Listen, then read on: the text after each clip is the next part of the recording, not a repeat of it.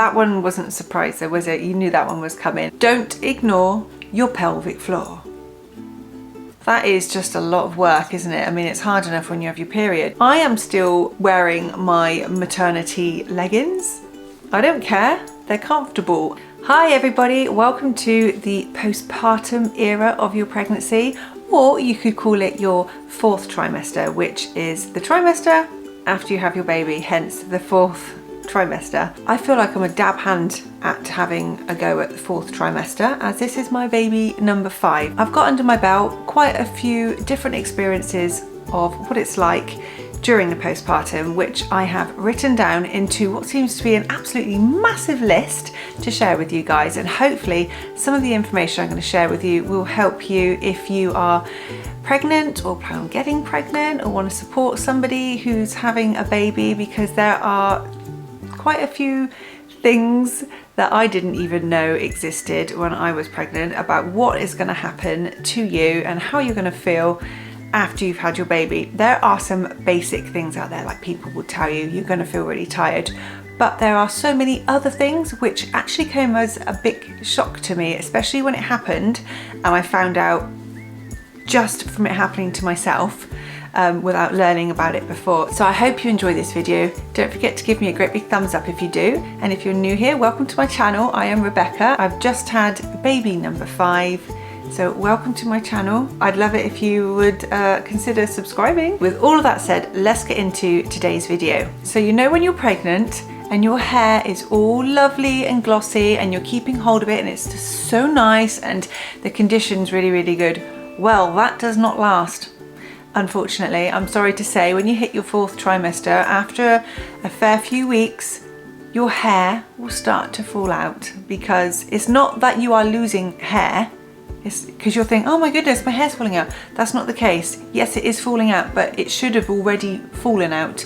You just seem to hold on to it whilst you're pregnant. So hair loss, unfortunately, happens to the best of us. Something you cannot escape is after you've had your baby, after a few days, your milk will start to come in.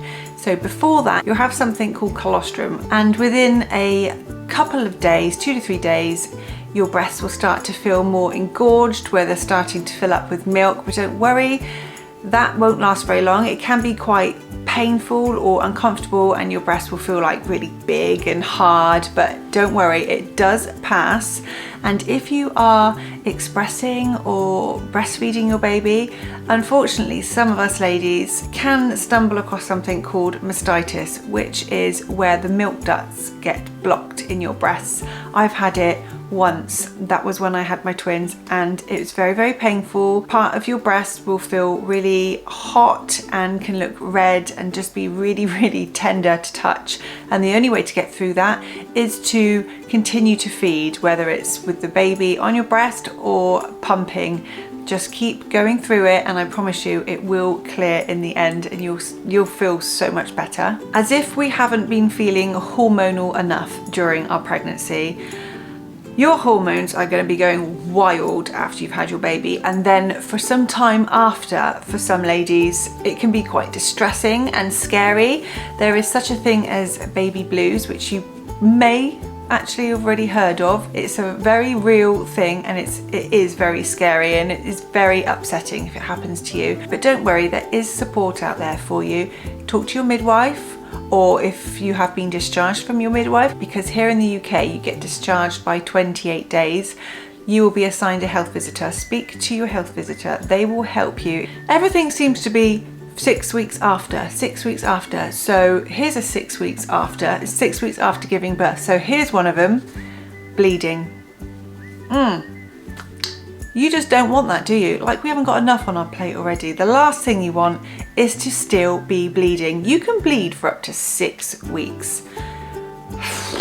That is just a lot of work, isn't it? I mean, it's hard enough when you have your period. It's not heavy bleeding all the way through. After you first have your baby, you do have like a heavier bleed. You will do for like a week or so, and then it starts to die down, and then eventually by about week 5 or 6, or some ladies earlier, it will start to tail off and it won't be that much. And you may even notice some clotting Don't be alarmed, that is just perfectly normal, but they do say if you pass anything bigger than a 50p, then to speak to your midwife or your health visitor or your doctor, just because there may be something else underlying. But please do not let what I've just said worry you. Most of the time it's just nothing. Your feet can swell pretty big, especially if you've had a cesarean. They usually get you to wear these gorgeous surgical stockings that they call them. I'm sure it's, yeah, surgical stockings. And that helps to stop you getting a blood clot in your leg, because nobody wants that, do they? But that means that all the water is being pushed down, so your ankles and your feet can swell up pretty big. Now, if one is more swollen than the other, or if it is just swollen and the other one's not, please contact your health professional just in case there is anything else underlying. I had this. I had one ankle that was really swollen after my cesarean, about a week after actually, and the other one wasn't really that swollen at all, and they were worried that I may have preeclampsia, so they did some tests on me just to check, and luckily I did not have preeclampsia. But if you do experience this, please promise me you will go and get it checked out. Don't just leave it hoping it will go away. It may just be nothing, and it most probably will just be nothing, but just in case it is something, please go and get it checked out. Also, if you have had a cesarean, straight away after, and then maybe for a few days after, you may feel some pain in your body. And this pain, I'm not just talking about your cesarean scar and the wound and all of that. What I'm talking about is pain in your shoulders, which could be from trapped air. That is a real thing. I experienced this and it really did take me by surprise. And they said it's air. Air bubbles trapped in my body, and your body has to try and repel this air. So the best thing to do is to drink some peppermint tea, and they usually have that in hospitals anyway. If not, get a box of it at home. You won't be having it for too long, but the good thing is it actually does taste really nice as well. I have just had baby number 5, and you'd think that I would have known about this already, but I haven't. This is actually the very first time that I have ever experienced this, and this is after pains. Your uterus needs to shrink down as much as it can to get to its original size, and the more babies you have, the more pregnancies, the more babies you have, the more likely the pain is going to increase. Now, this is the very first time that I have ever experienced it, and it was actually a shock to me. It was a big shock. I didn't understand what was going on, and it was almost as painful as having contractions during my labour. I wish I knew about this before, because feeling that, you wonder what's going on, but it is purely just your uterus trying to contract back down to its original size. And I felt it most when I was breastfeeding my baby. It's really good to breastfeed to help your uterus contract. Talking about breastfeeding can be really hard. A lot of ladies out there want to breastfeed, and the dream is to be able to breastfeed without any issues. Now, I have had issues with my past 2 pregnancies trying to breastfeed my babies. They both had tongue tie, which is something that you never plan for, and trying to get the latch on can be quite hard. You may find yourself trying to squeeze your breast into all different kind of shapes just to try and get it in your baby's mouth for them to be able to latch on properly. It is a minefield trying to breastfeed. Some people can just breastfeed without thinking about it, but others may take a little bit more time, but there is always support out there to help with breastfeeding, so don't give up if that's what you want to do. And also, when you are breastfeeding, you'll get something called letdown, which is the milk being let down inside your breasts, and it's usually stimulated by your baby when they first start suckling on you. It is a very weird sensation. Don't be alarmed, it's literally just called letdown, and it only lasts for about 10 seconds, something like that, and then it goes away. You may start feeling exhausted, especially with lack of sleep. That one wasn't a surprise though, was it? You knew that one was coming. They do say try and sleep when the baby sleeps. Sometimes that's not always easy. It's not easy for me because I have 3 toddlers at home running around, so I can't just go to sleep when my baby is sleeping. But just always remember this, it doesn't last forever, especially the newborn stage when they are cluster feeding. They feed quite a lot at night.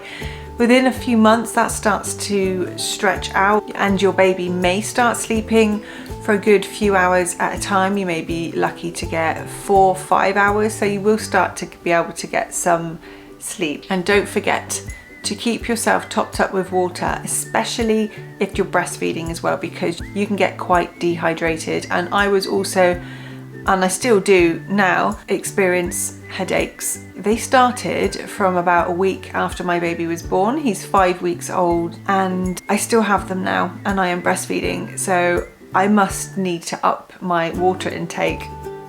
But I do try and drink as much as possible. I mean, it could be a big massive other things for myself, like the fact that I have a very, very busy household. I don't want you to worry about how you are going to look after you've had your baby. Your tummy probably won't look like what it did before you had your baby, and actually after you've had your baby you'll probably look like you're still about 5-6 months pregnant, and that is totally normal. You have been carrying around so much excess water and blood, and you do put on a bit of weight in pregnancy, and your uterus is bigger. Your uterus needs to contract back down to its usual size. You need to get rid of excess water, which can take some time, and the excess blood that you have in your body. And also if you're wanting to get rid of any weight that you've put on, that will take a bit of time as well. So please do not put any pressure on yourself to try and get rid of any weight or anything like that. You have got enough to think about. I am still wearing my maternity leggings. I don't care, they're comfortable, and the last thing I'm worried about right now is thinking that I want to get back into my jeans from 10 months ago. Well, I'm not bothered about that. I have a baby to look after, and you also have to look after yourself. So you will look different, we all look different. Your boobs are going to get big. Don't worry about it, okay? Don't ignore your pelvic floor. Have you been doing your pelvic floor exercises? I mean, we should do it all the time, really. If you can remember to do your pelvic floor exercises, it will do you so much good, especially for your later time in life. It'll strengthen up your pelvic floor, which helps with leaks. And even if you did not push out your baby vaginally and you had it via cesarean, you can still leak. It's still pressure on your pelvic floor carrying a baby. And also ladies that have never even been pregnant before can have a loosened pelvic floor. So doing your pelvic floor exercises is probably one of the best favors you can do for your future self. Fear of going to the loo, especially if you have had an episiotomy or a tear, do not fear. There are things out there that can help you. Number one, you could watch what type of food you eat. Eat things high in fibre to help soften your stools. Also, laxatives. You may be prescribed some laxatives just to help soften your stool so you don't have to worry about pushing. So I also have another tip. When you go to the loo, if you want to do a wee, take with you a jug of warm water, and just as you're about to go to the loo, and whilst going for a wee at the same time, pour the warm water over your bits and bobs at the same time as when you're weeing, so it helps dilute the urine, and then it won't sting or burn your cut or tear, hopefully, or it won't hurt so much. But it really, really does help, and it totally dilutes your wee. And it's a brilliant idea, and it's something that we really must pass on to all of our other female friends because it works wonders. And the last thing that I wanted to say to you was, did you know you can get pregnant 3 weeks after giving birth? 3 weeks.